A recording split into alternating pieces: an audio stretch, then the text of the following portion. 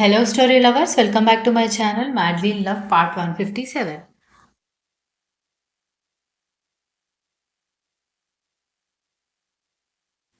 వాళ్ళని చూసి మిగిలిన వాళ్ళు కూడా బాధపడుతూ ఉంటే విరాట్ డ్రైవింగ్ మీద కాన్సన్ట్రేట్ చేస్తున్నా అతని కళ్ళు నీళ్లతో పదే పదే నిండిపోతూ ఉండడంతో విరాట్ ప్లీజ్ మనం చాలామంది కారులో ఉన్నాం.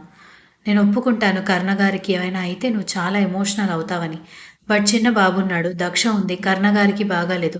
జాగ్రత్తగా నీ ఎమోషన్స్ మీద నువ్వు గ్రిప్ తెచ్చుకొని డ్రైవ్ చెయ్యి అని దీక్షిత చెప్పడంతో విరాట్ గట్టిగా ఊపిరి తీసుకుని వదిలి డ్రైవింగ్ మీద కాన్సన్ట్రేట్ చేశాడు.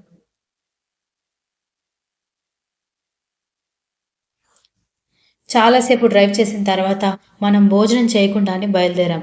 ఎలాగో ఈవినింగ్ అయిపోయింది. డిన్నర్ చేసేసి వెళ్దామా అని విరాట్ అడగడంతో కర్ణ సరే అని చెప్పడంతో ఒక హోటల్ పక్కన కార్ ఆపేసి దీక్షిత నడవకూడదు. తను చాలా నెమ్మదిగా నడుస్తుంది. కర్ణ పరిస్థితి బాగాలేదు. ఇందిరా నారాయణ పెద్ద ఏజ్ ఉన్నవాళ్ళు. దాంతో విరాట్కి తోడుగా స్నేహ, రక్ష వెళ్ళి భోజనం పార్సిల్స్ తీసుకునొచ్చి కారులో కూర్చుని భోజనం పార్సిల్స్ విప్పడంతో అన్నయ్య నీ పరిస్థితి బాగాలేదు కదా, వదినకి నేను తినిపిస్తాను. నువ్వు భోజనం చేసి టాబ్లెట్స్ వేసుకో అనగానే ఇట్స్ ఓకే అంటూ స్నేహ దగ్గర నుంచి పార్సిల్ తీసుకొని హ్యాండ్స్ వాష్ చేసుకుని తనే స్వయంగా దక్షకి తినిపించాడు.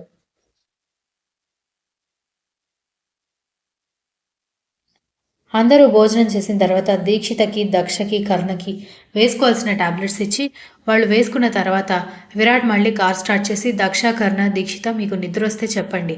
సీట్స్ వెనక్కి పుష్ చేస్తాను, నిద్రపోవచ్చు అని చెప్పి కార్ స్టార్ట్ చేయడంతో అందరూ ఎవరి ఆలోచనలో వాళ్ళు ఉండిపోయారు. దక్ష మాత్రం రెప్ప కొట్టకుండా కర్ణ గుండెల మీద వాలిపోయి అతని వైపు చూస్తూనే ఉండిపోయింది. అతను బాగా అలసిపోవడంతో కళ్ళు మూసుకుని నిద్రపోతూ ఆమె చుట్టూ మాత్రం భద్రంగా చేతులు వేశాడు.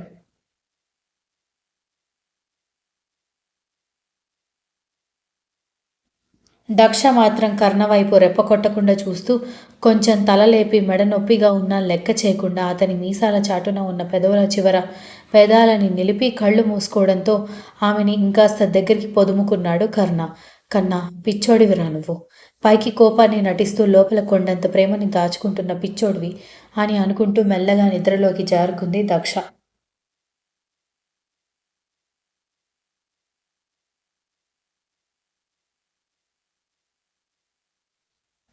అందరూ ఇంటికి చేరుకునేసరికి అర్ధరాత్రి దాటిపోయింది. విరాట్ కార్ హార్న్ మోగించడంతో నిద్రపోయిన సెక్యూరిటీ గార్డ్ ఒక్కసారిగా లేచి నమస్తే సార్ అంటూ గేట్ ఓపెన్ చేయడంతో విరాట్ కార్ లోపల పార్క్ చేసి వెంటనే కార్ దిగి దక్షిణ చేతుల్లోకి తీసుకోవడంతో దాన్ని టివ్వరా అని కర్ణ అడగడంతో పర్లేదు కర్ణ గారు, మీ మోకాళ్ళు చాలా సీరియస్గా గాయాలయ్యాయి.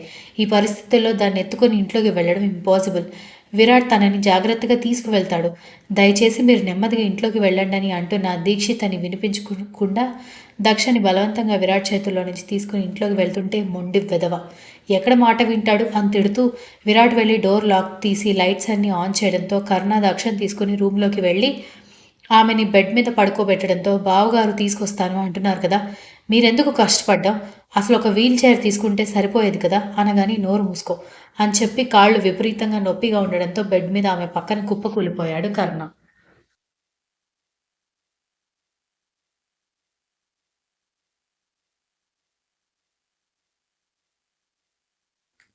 అతను నొప్పికి ఇబ్బంది పడ్డం అర్థం కావడంతో బావా బావా అని దక్ష పిలవడంతో విరాట్ రూమ్లోకి రాగానే బాగా కాళ్ళు నొప్పిగా ఉన్నట్టున్నాయి, పెయిన్ కిల్లర్స్ ఏమైనా ఉన్నాయేమో చూడండి అనగానే ఉన్నాయి, డిన్నర్ చేసిన తర్వాత వేసుకున్న టాబ్లెట్స్కి 1 అవర్ తేడాలో వేరే టాబ్లెట్స్ వేసుకోవాలి, కానీ జర్నీలో మనం మర్చిపోయామంటూ కర్ణ మెడిసిన్స్ బయటకు తీసి అతనికి టాబ్లెట్స్ ఇచ్చి రెస్ట్ తీసుకోరా చాలా అలసిపోయావని కర్ణ చెంప తట్టి ఒళ్ళంతా కాలిపోతూ ఉండడంతో రే ఫీవర్ వచ్చిందిరా అన్నాడు విరాట్.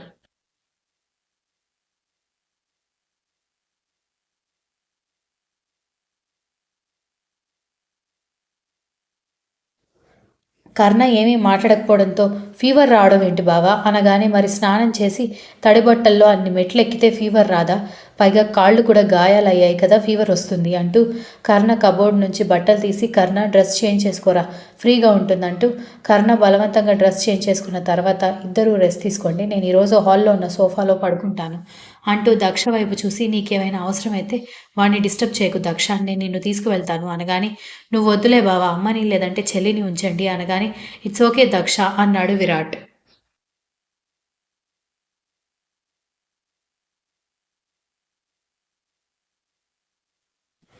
ప్లీజ్ బావా, కర్ణగారు ఎవరైనా హెల్ప్ చేస్తానన్నా కూడా రానివ్వరు.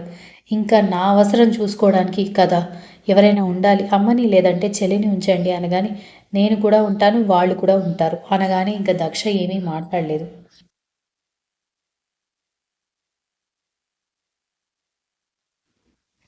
కర్ణ నెమ్మదిగా ఆమె పక్కన చేరడంతో అతని వైపు చూసి, చూసారా ఫీవర్ వచ్చింది, నా గురించి అంత స్ట్రెస్ తీసుకోకండి అని చెప్పినా మీరు వింటారా పెడతారా అంటున్న ఆమెను చూసి, నీ పొజిషన్లో నేనుంటే నా కోసం శ్రమ పడకుండా నా చావుకి నన్ను వదిలేస్తావా అని అడిగాడు.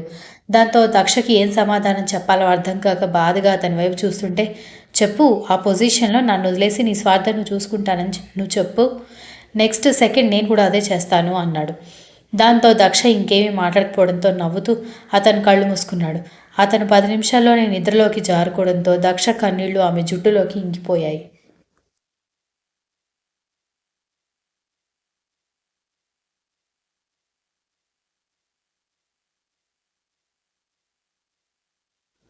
విరాట్ ఒక సోఫాలో పడుకుంటే ఇందిర అక్కడే నేల మీద పక్కపరుచుకోవడంతో, ఇంకొక సోఫా ఉంది కదా అత్తయ్య, అందులో పడుకోండి అనగానే, మరొక వైపు కదలడానికి రాదు బాబు, కాళ్ళు చేతులు తెల్లవారేసరికి పట్టుకుపోతాయి, కింద నేను బాగానే ఉంటాను, మీరు నిద్రపోండి అని చెప్పింది ఇందిర.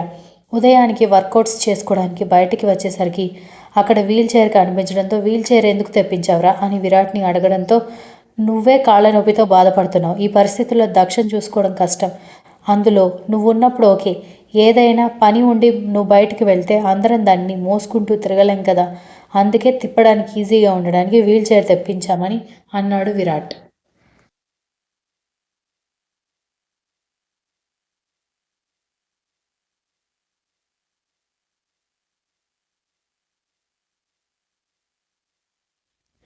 కర్ణ దక్ష వైపు చూడడంతో ఆమె తనకి తెలీదు అన్నట్టుగా దిక్కులు చూస్తూ ఉండేసరికి ఇంకా వాళ్ళెవరిని పట్టించుకోకుండా వెళ్ళిపోయాడు.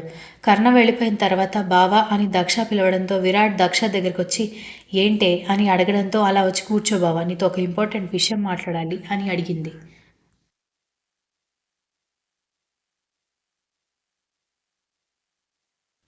దాంతో బెడ్ పక్కనే ఉన్న ఒక చిన్న చైర్ ఆమె ముందు వేసుకుని కూర్చుని, ఏంటి అని అడగడంతో, నాకు తెలిసి ఈ విషయం చెబితే మీ అందరికీ కోపం వస్తుంది కానీ ఇంతకంటే నాకు మార్గం లేదు బావా అనగాని, ముందేంటో సూటిగా సుత్తి లేకుండా చెప్పు అన్నాడు విరాట్.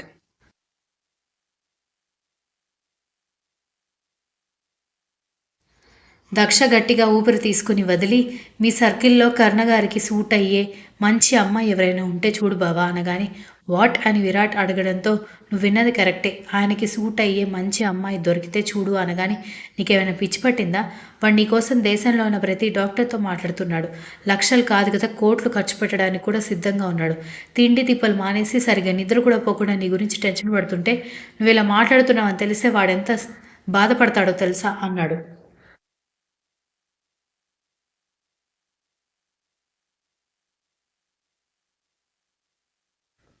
నాతో లైఫ్ లాంగ్ బ్రతుకుతూ బాధపడే కంటే కొన్ని రోజులు బాధపడడం మంచిది బావా, మహా అంటే కోపం వస్తుంది, ఆ తర్వాత అసహ్యం కూడా వస్తుంది, రానివ్వండి మంచిదే కదా అనగానే, ఇంత శ్రమపడి ఎన్నో ఆటంకాలు వస్తున్నా ఇక్కడి వరకు వచ్చింది దీనికోసమా అని అడిగాడు విరాట్. ఇక్కడ వరకు వచ్చింది దీనికోసం కాకపోవచ్చు బావా, కానీ జరిగింది మిగిలింది మాత్రం ఇదే కదా, నా మాట వినిపించుకో బావా, కానీ ఇదంతా కర్ణగారికి తెలియకుండానే జరగాలి అని చెప్పడంతో, సరే నీ బాధ అర్థం చేసుకున్నాను కాబట్టి నువ్వు చెప్పినట్టే చేస్తాను, కానీ తర్వాత పరిణామాలు ఏవైనా సరే ఎదుర్కోవాల్సింది నువ్వే అని చెప్పి వెళ్ళిపోయాడు విరాట్.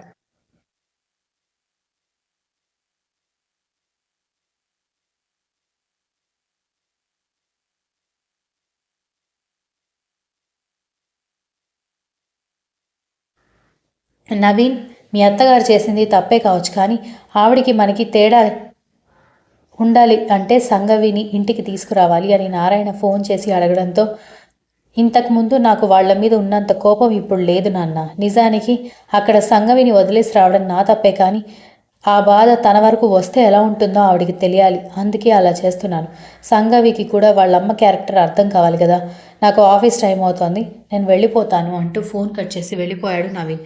ప్రవీణ్ ఆ మాటలు వింటూ మౌనంగా కూర్చుండిపోతే సౌజన్య ఏమీ మాట్లాడలేదు.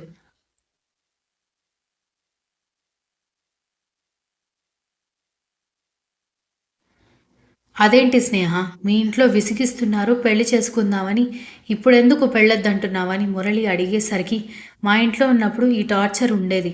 ఇప్పుడు మా అమ్మ, నాన్నని వదిలేసి మా అన్నయ్య దగ్గర వచ్చేసాను కదా! ఇప్పుడు మనం నాటకాలాడాల్సిన అవసరం లేదు మురళి అని చెప్పడంతో, okay. I'm happy for you. అయితే నేను వేరే దారి చూసుకోవాలన్నమాట అని అన్నాడు మురళి.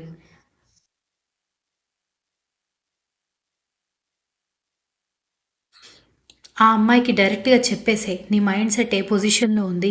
నువ్వు ఆ అమ్మాయి దగ్గర నుంచి ఏం ఎక్స్‌పెక్ట్ చేస్తున్నావని. నువ్వెలాగో అమ్మాయిని వద్దు అనుకుంటున్నావు కాబట్టి, నేనేది ఎక్కువగా హర్ట్ చేసిందనేది ఒకసారి క్లియర్‌గా మాట్లాడు అనగానే, ఇప్పటికే చాలా సార్లు చెప్పాను స్నేహ. బట్ తను ఆపకుండా వెంట పడుతూనే ఉంది అన్నాడు మురళి.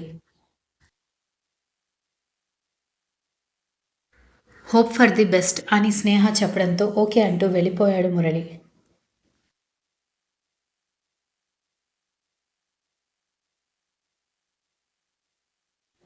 బాబు తలకి బాగా నూనె పట్టించిన తర్వాత వాడు నిద్రపోతుంటే, అమ్మ వాడు నిద్రపోతున్నాడు త్వరగా స్నానం చేయించాలి అని దీక్షిత పిలుస్తూ ఉండేసరికి, వస్తున్నానమ్మా నీళ్ల బకెట్ తీసుకొస్తున్నానంటూ ఇందిర తీసుకొచ్చి గార్డెన్లో బకెట్ పెట్టడంతో నెమ్మదిగా దీక్షిత బాబుని తీసుకొని గార్డెన్లోకి వెళ్ళగా, ఒక స్టూల్ కింద వేసుకొని బాబుని తన కాళ్ళ మీద పడుకోబెట్టుకొని నీట్గా తల పట్టించిన తర్వాత బాబుకి శుభ్రంగా స్నానం చేయించింది ఇందిర.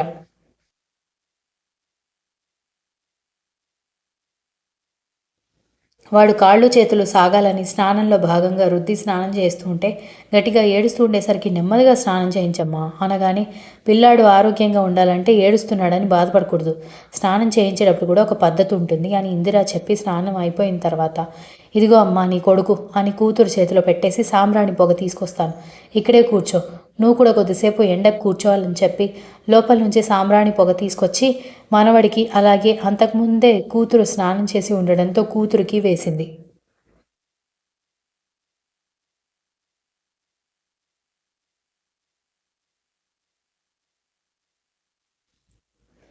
ఈలోపు దీక్షిత కోసం బ్రేక్‌ఫాస్ట్ తీసుకొచ్చిన విరాట్ దీక్షిత పక్కన కూర్చొని, చూడు టైం 10 అయిపోతుంది.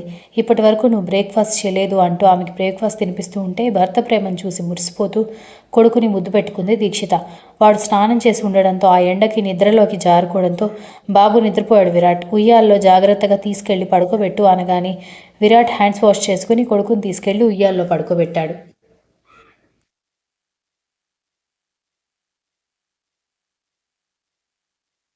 Continues. If you like this story, please like, share, comment, and don't forget to subscribe.